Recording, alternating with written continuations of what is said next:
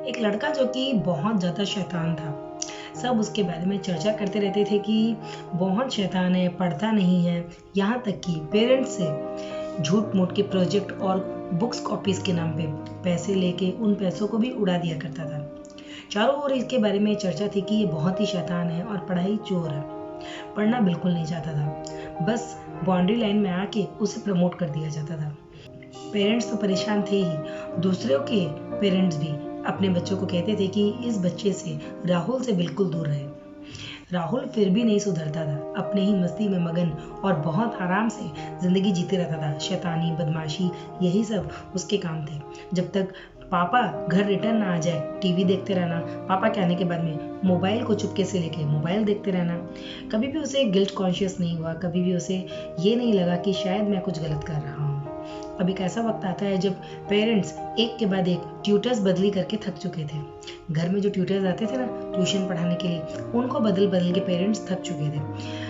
अब फाइनली एक दिन आता है जब राहुल के पापा राहुल को लेके कोचिंग सेंटर में जाते हैं ताकि वो कोचिंग के सर राहुल को पढ़ाने लगे और राहुल भविष्य में कुछ तो कर ले। बस यही उम्मीद से राहुल के पापा जाते हैं और कोचिंग में बात करते हैं।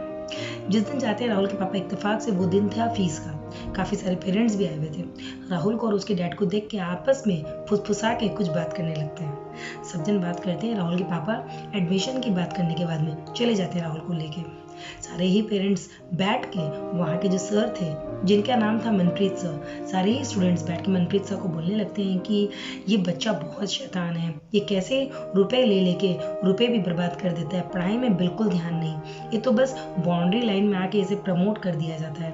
सारी बातें सुन के मनप्रीत सर को पेरेंट्स की थॉट सुन के बहुत अजीब सा लग रहा था। मनप्रीत सर सोचने लगते हैं कि क्या सचमुच में यहाँ के पेरेंट्स ऐसा सोचते हैं। ये सोच के मनप्रीत सर ने कहा कि आप सब में से जो एक पेरेंट है जो ये सफाई दे सकता है कि राहुल सचमुच में बहुत ज़्यादा बदमाश है, सबसे बिगड़ेल बच्चा, और जिसकी कंपनी आपके बच्चों के लिए बहुत ज़्यादा ही गंदी है, एक पेरेंट आगे आए और मुझे उसका डिटेल दे। आता है एक बंदा आगे आके वो बंदा पूरी डिटेल देने लगता है कि अरे ये तो मेरा पड़ोसी है, इसको तो मैं बचपन से देख रहा हूँ, शुरू से ही है ऐसा। काफ़ी सारी बातें बताते हैं उस बच्चे के पापा। मनप्रीत से सारी बातें सुन के कहते हैं कि आज आप मेरे स्टूडेंट हैं और मैं आपका प्रोफेसर, चलिए आप बताइए कि आपके कितने हाथ हैं। स्टूडेंट के पापा कहने लगते हैं कि अरे सबके 2 हाथ होते हैं, मेरे भी 2 ही हाथ हैं। तो मनप्रीत सर कहते हैं कि एक काम करिए, दोनों हाथों से ताली बजाइए। दोनों हाथ से उस बच्चे के पापा ताली बजाने लगते हैं। जब ताली बजाने लगते हैं थोड़ी देर में मनप्रीत सर कहते हैं कि बस बस अब रुक जाइए। मनप्रीत सर के कहने पे वो बच्चे के पापा रुक जाते हैं। मनप्रीत सर पूछते हैं कि आपके किस हाथ ने ज्यादा जोर से ताली बजाई। पेरेंट बोलने लगते हैं कि आखिरकार भला किस हाथ ने ज्यादा तेज ताली बजाई, ये भला कैसे हो सकता है। ताली बजाते वक्त दोनों हाथों का इक्वल फोर्स लगता है।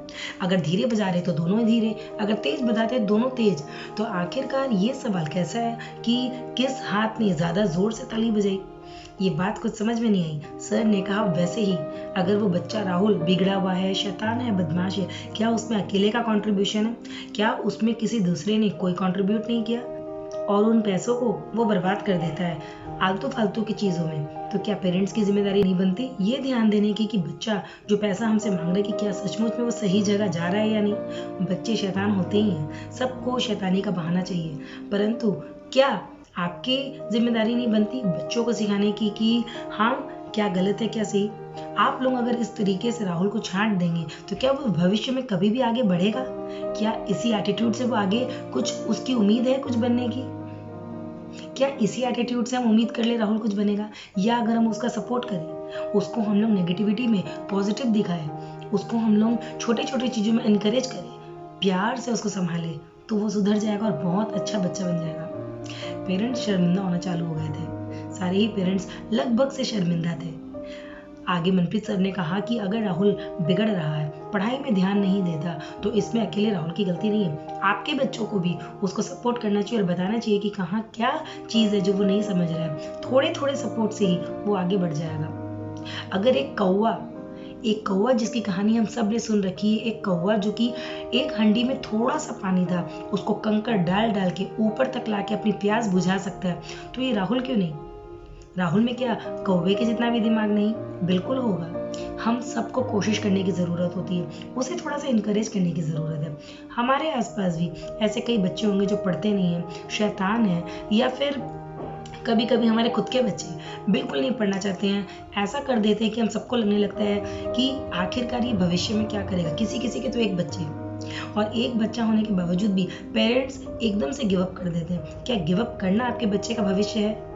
उसको उसके हिसाब से डील करिए। कुछ बच्चे शरारती होते हैं, कुछ बच्चे एंटरटेन होकर समझते हैं, कुछ बच्चों को हंसी मजाक से पढ़ाना पड़ता है, कुछ बच्चों को पढ़ाई के बीच में एकदम से तड़का देना होता है, ड्राइंग का, कलरिंग का। आपको अपने बच्चों को डील करना आना चाहिए। अगर बच्चे बड़े हैं तो उनको पढ़ाई के बीच में कितने देर के लिए टीवी देखने के लिए छोड़ना है, या बच्चों को कितने देर के लिए फ्रेंड्स के साथ बातें करने के लिए छोड़ना है, ये सब कुछ डिपेंड करता है पेरेंट्स के ऊपर, पेरेंट्स की बुद्धिमानी के ऊपर में, और नेबर्स और आसपास में।